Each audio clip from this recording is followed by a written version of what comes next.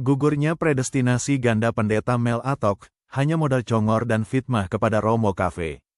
Gereja Katolik menolak keras paham predestinasi ganda yang mengajarkan bahwa Tuhan secara aktif menentukan sebagian orang untuk masuk surga dan sebagian lainnya ke neraka. Sebaliknya, doktrin Katolik meyakini bahwa Tuhan menghendaki semua orang diselamatkan dan memberikan manusia kehendak bebas. 27 ayat 3. Dia menyadar, dia menyesal. Dia menyesal karena ikut bisikannya si iblis untuk mengkhianati. Makanya dia menyesal. 27 ayat 3. Dia menyesal.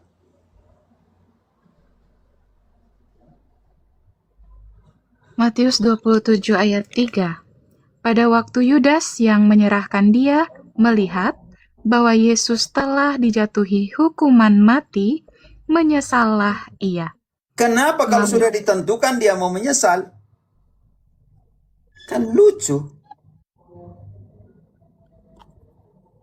Veritas, kalau kau sudah ditentukan dalam double predestinasi menurut Mel Atok, sudah ditentukan, berdosa sudah ditentukan. Berarti Mel Atok waktu minum air waktu debat dengan saya sudah ditentukan juga.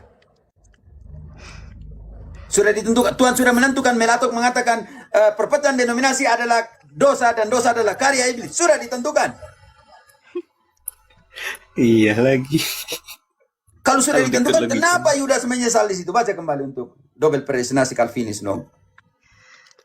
Matius 27 ayat 3. Pada waktu Yudas yang menyerahkan dia melihat bahwa Yesus telah dijatuhi hukuman mati, menyesallah ia. Lalu ia membalikkan uang yang 30 perak itu. Mengembalikan, bukan membalikan. Iya. Lalu ia mengembalikan Friska, uang. membalikan tuh begini, itu membalikan. Oke. Ya, Friska mungkin artikulasinya kurang jelas ya Romo ya. Oke, diulang ya. Lalu ia mengembalikan uang yang 30 perak itu kepada imam-imam kepala dan tua-tua. Lanjut Dan sampai 5. berkata, Aku telah berdosa karena menyerahkan darah orang yang tidak bersalah. Tetapi jawab mereka, apa urusan kami dengan itu? Itu urusanmu sendiri. Tahan dulu. Aku telah berdosa karena menyerahkan Ya, berarti aku telah berdosa karena menyerahkan darah orang yang tak di situ setan yang menyerahkan atau Yudas yang menyerahkan. Yudas. Artinya dia punya keputusan bebas atau tidak keputusan bebas. Punya keputusan bebas. Sangat perkara selesai. Kalau ada pendeta yang tidak bisa keputusan bebas, Pak. Bisa sebentar saya beri kesempatan. Kalau ada yang pendeta yang tidak bisa tidur setelah debat, artinya di situ ya Tuhan Yesus menghendaki. Double sudah ditentukan supaya dia bisa tidur. Kasihan. Kalau kau selingkuh juga, kalau kau buat ini, kalau kau curi juga, kalau omong itu menipu di depan jemaat bahwa sudah omong dengan saya, itu artinya Tuhan sudah menentukan bahwa engkau jadi tukang tipu.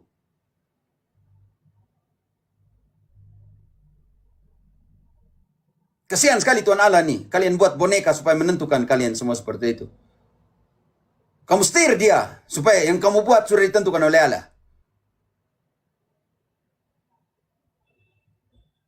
Kalau kamu tipu di depan jemaatmu, bahwa saya sudah omong nanti, Kristus, solus Kristus, solos Kristi, tapi dia belum mau jawab. Saya jadi lucu kan, saya harus jawab sesuatu yang saya belum tahu dan saya tidak tahu. Berarti Tuhan sudah menentukan itu. Tuhan menentukan supaya kau jadi tukang tipu. Kan kasihan sekali.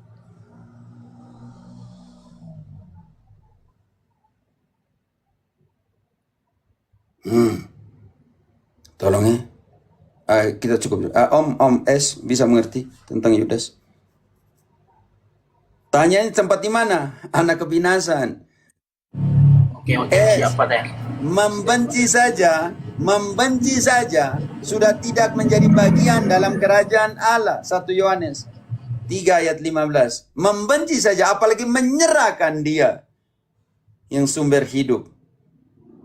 Lalu kau pergi dan gantung diri. Ya itu urusan Tuhan Allah mau taruh di mana, tapi kita pakai analisa biblis. 1 Yohanes 3 ayat 15, setiap orang yang membenci saudaranya adalah seorang pembunuh manusia. Dan kamu tahu bahwa tidak ada seorang pembunuh yang tetap memiliki hidup yang kekal di dalam dirinya. Seorang pembunuh tidak memiliki hidup kekal di dalam dirinya.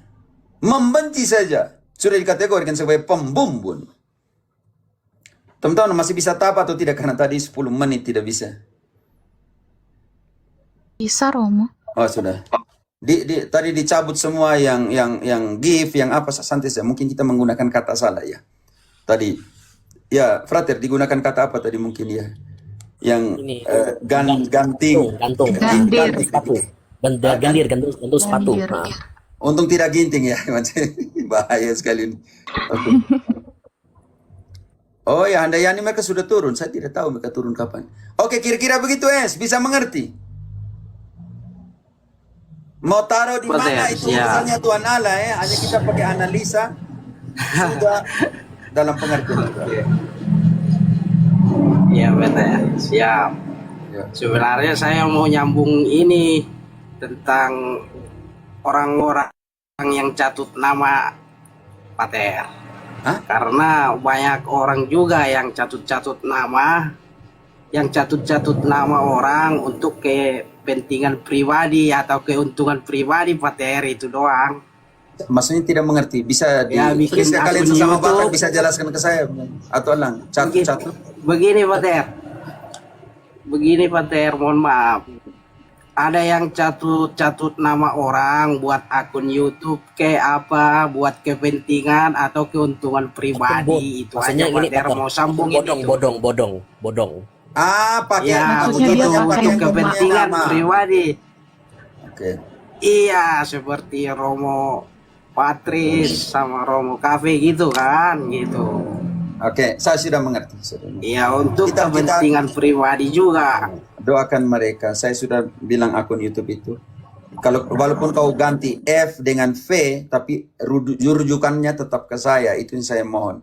Kamu pasang kamu punya nama lain lah, Katolik menjawab atau apa. Jangan bawa Romo Patris punya nama.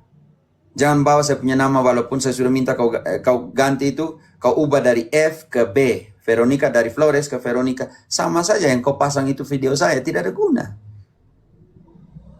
Itu yang saya maksudkan. Tapi ternyata itu orang itu mungkin kepala keras ya. Yang ini yang dimaksud Jadi, oleh Pak, S ya. kan sih.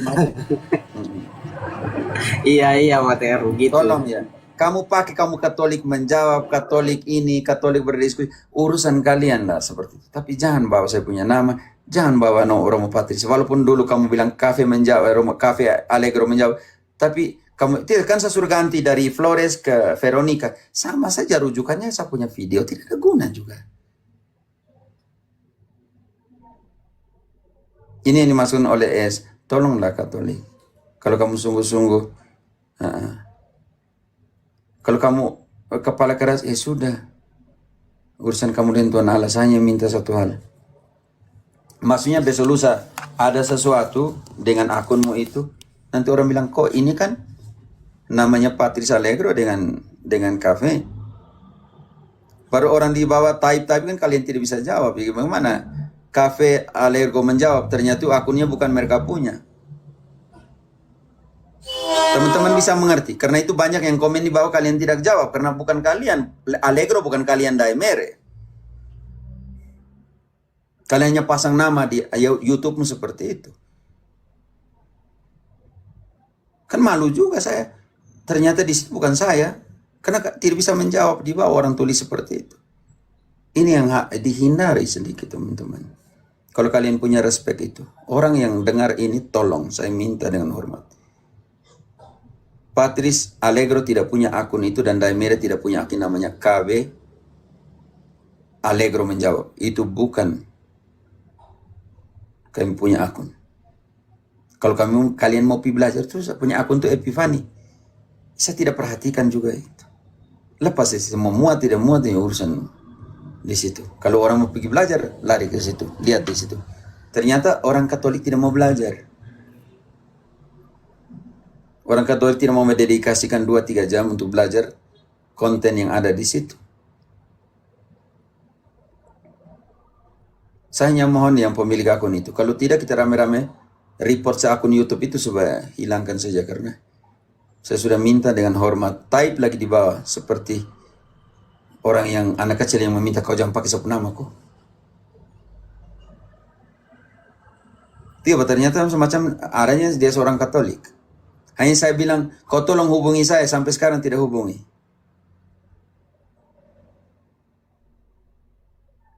Yudas masuk surga tidak, urusan Tuhan Allah bukan kita.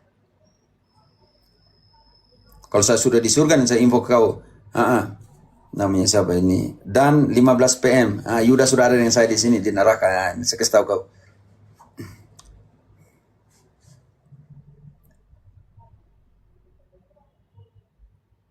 Begitu, Omes. Oke Pak Ter, terima kasih Pak Ter. Ya, oke, terima kasih Paman S. Martap.